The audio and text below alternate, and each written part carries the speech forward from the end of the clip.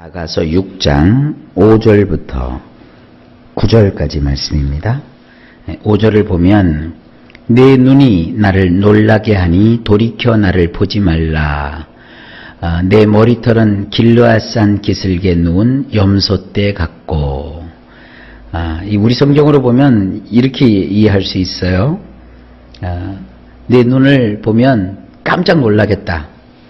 그러니까 나를 좀 쳐다보지 말아라. 눈부시다. 뭐 이런 식으로 이해할 수 있을 것 같은데 원문을 보면 좀 다르게 되어 있습니다. 원문은 이렇습니다. 당신의 두 눈이 내 시야에 빙빙 돌며 아른거리네요. 그것들이 나를 들썩이게 만드네요. 당신의 머리카락은 마치 길르앗에 기대어 누워있는 암염소떼와 같아요. 자, 이 남자가 자기 사랑하는 여자를 향해서 고백하는 내용입니다. 당신의 두 눈동자가 두 개죠. 근데 지금 그 두 눈동자가 내 시야에서, 내 눈앞에서 아른아른 거린대요. 이렇게 여기서도 보이는 거 없고 저기서도 보이는 거 없고 아른아른 거린대요. 당신의 그 두 눈동자가 나를 들썩거리게 만든대요. 우리식으로 표현하면 나를 미치게 만든다. 나를 굉장히 요동치게 만든다. 그런 뜻입니다. 사실 이 들썩이다라는 말이 아주 좋은 의미로 쓰이는 것은 아닙니다. 그런데 이 원문을 보게 되면 아주 분주한 거, 바글바글거리는 거, 뭐 이런 의미가 있거든요. 근데 이것이 그 앞부분과 연결이 되면 아주 온통의 여자가 이 남자의 눈앞에 아른아른거려서 아무 일도 못하겠다는 거예요. 이 우리식으로 얘기하면 뭡니까? 콩깍지가 씌었다는 거예요. 폭 빠져버렸다는 거예요. 누구 얘기입니까? 신랑 되신 예수님께서 신부가 된 우리를 볼 때 예수님이 콩깍지가 확 끼셨어요. 한번 생각을 해보세요. 우리 같은 사람이 뭐가 이렇게 이쁘시다고 하나님께서 그렇게 사랑하시고 우리 주님께서 자기 몸을 다 십자가에서 초계처럼 내주셨습니까? 그것은 사랑 아니면 도무지 이해가 안 되는 거예요. 하나님의 저주를 받고 심판을 받고 진노 가운데서 죽어 마땅한 우리가 이렇게 하나님의 자녀가 되고 구원을 받고 교회를 나오고 예수님을 믿게 된 그 원인과 비결은 오직 하나, 우리를 향한 예수님의 콩깍지가 씌은 그 사랑. 언제나서나 당신 생각. 왜 옛날 노래들 보면 가사가 아주 투박하고 순박한 듯 하면서도 깊어요. 언제나서나 당신 생각밖에 없대요. 사랑을 하려면 이 정도는 해야죠. 그죠? 우리 예수님께서는 온통 우리의 그 두 눈동자가 아른아른 거려서 아무것도 하실 수가 없대요. 그러면서 이렇게 얘기합니다. 당신의 머리카락은 마치 길르앗에 기대어 누워있는 염소떼와 같아요. 얼마 전에도 이 똑같은 표현이 나왔죠. 그 여인이 다소곳하게, 우리식으로 얘기하면 이제 옛날로 보면은 참빗으로 이렇게 기름 발라갖고 넘기듯이 아주 머리카락을 단정하게 빗어 이렇게 넘긴 것이 마치 길르앗이라고 하는 지역에 이렇게 언덕이 있는데 그 언덕에 암염소떼들이 쫙 질비하게 그 언덕에 기대어 누워 있다고요. 그와 같이 가지런하다는 거예요. 아주 그 머리가 곱상하다는 거죠. 요즘식으로 얘기하면 여러분도 어디 특별한 장소에 가거나 아주 중요한 사람을 만날 때 제일 신경 쓰이는 게 뭐예요? 옷과 더불어 머리잖아요, 머리. 그래서 교회에서 무슨 행사를 하면 성도들 가운데 여성분들은 제일 많이 하는 얘기가 뭐냐 하면 미장원 갔다 와야 돼. 미장원. 그렇죠. 한복도 그냥 여러분들 푸시푸시한 그 머리털럭으로 한복을 입으면 멋이 없잖아요. 마음껏 그 한복 입을 때 멋진 머리 모양을 하고 옷을 입어야 여러분 아름답듯이 이 여인이 아주 평상시에 곱게 빗어서 말쑥하고 아주 깔끔하게 단장한 그 모습을 이 남자가 지금 노래하고 있는 겁니다. 주님이 우리를 보실 때 그런 거예요. 자, 6절. 내 일은 목욕하고 나오는 암양떼 같으니 쌍태를 가졌으며 새끼 없는 것은 하나도 없구나. 자, 이 표현도 얼마 전에 그대로 나왔어요. 다시 한번 상기하시면서 보십시다. 당신의 치아들은 목욕을 하고서 올라오는 암양떼와 같아요. 모두는 쌍태를 베었네요. 그들 가운데는 새끼를 베지 못한 것이 하나도 없어요. 하얀 양이 이제 털이 북실북실 났어요. 근데 그 양을 깨끗하게 목욕을 시켜서 내보냈어요. 그러니 그 깨끗하게 목욕을 하고 올라오는 그 암양떼들은 얼마나 뽀얗고 하얗고 예쁩니까?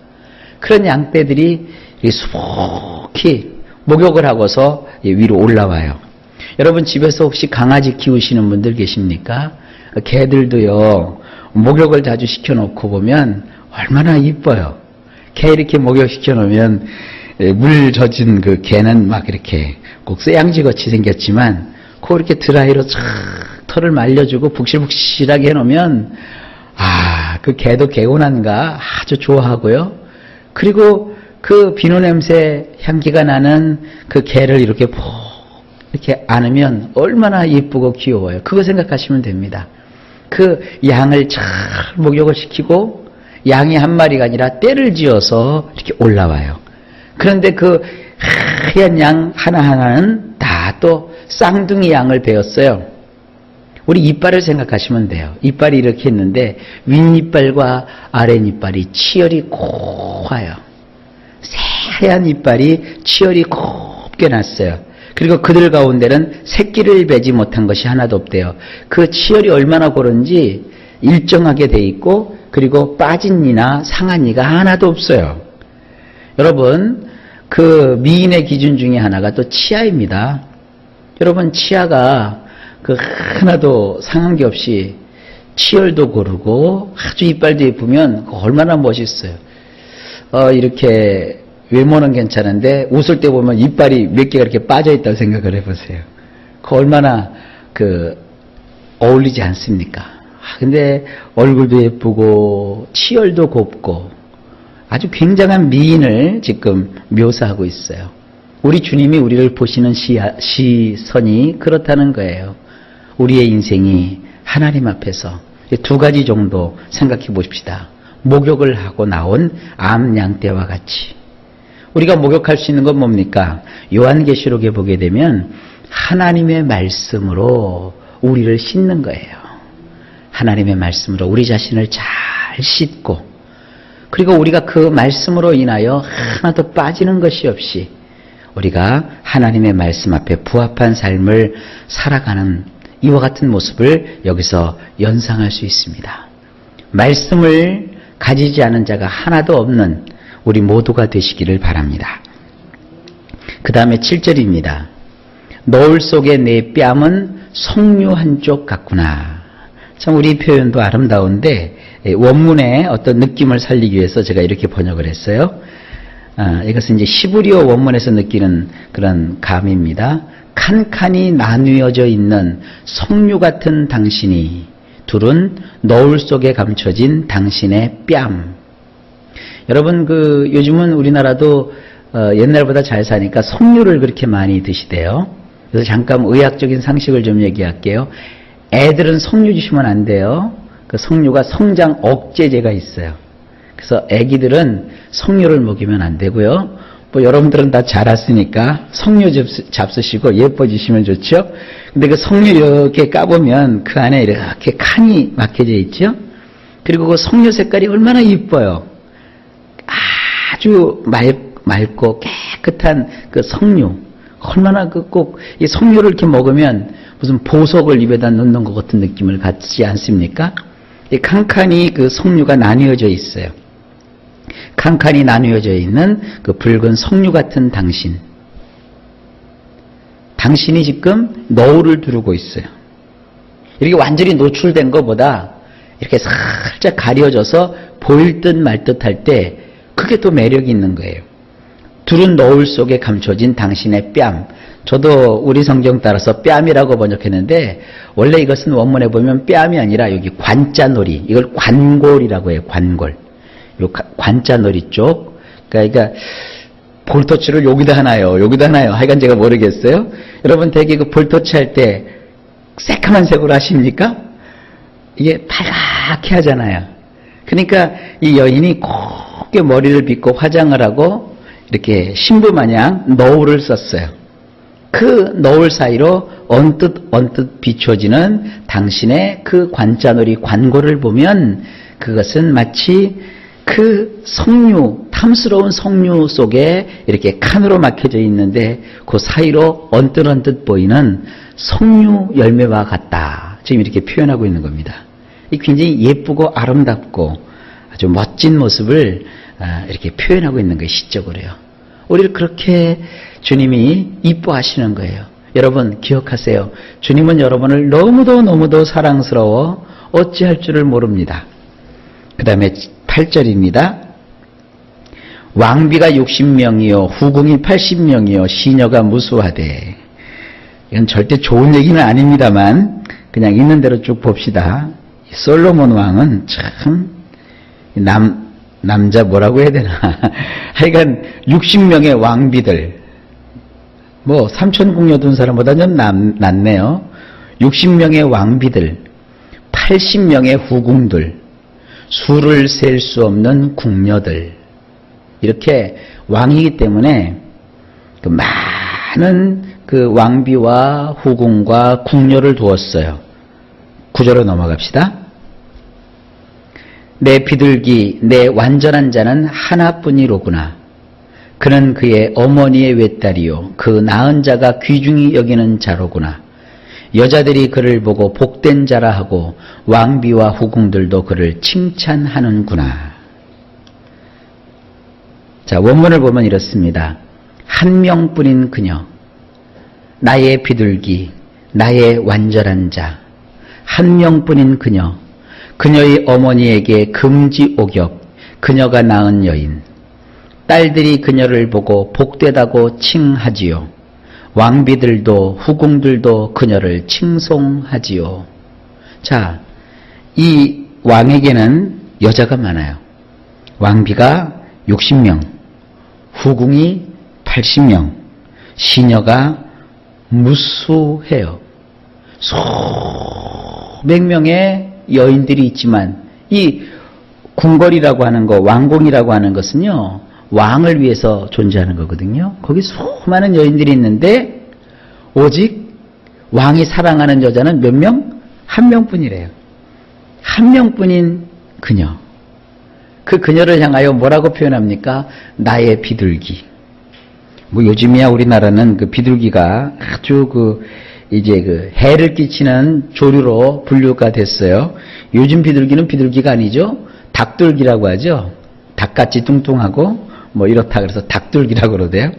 근데 좌우지간 우리는 비둘기가 별로 좋은 의미가 아니지만 이 고대 사회에서 비둘기는 굉장한 의미가 있는 겁니다.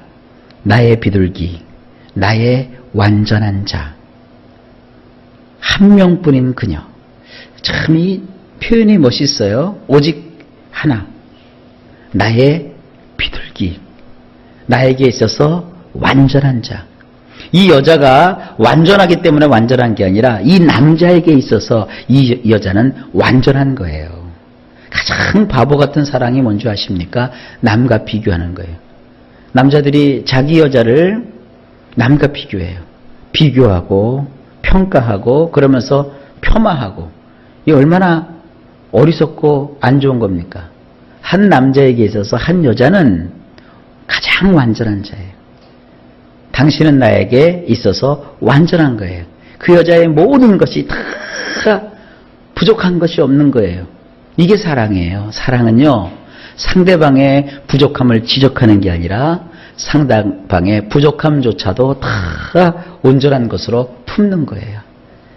가장 이 사랑이 그 극도로 나타나는 것이 뭐냐면 부모 자식 간의 사랑이에요. 그게 부모가 자식을 품을 때 완전하게 보잖아요.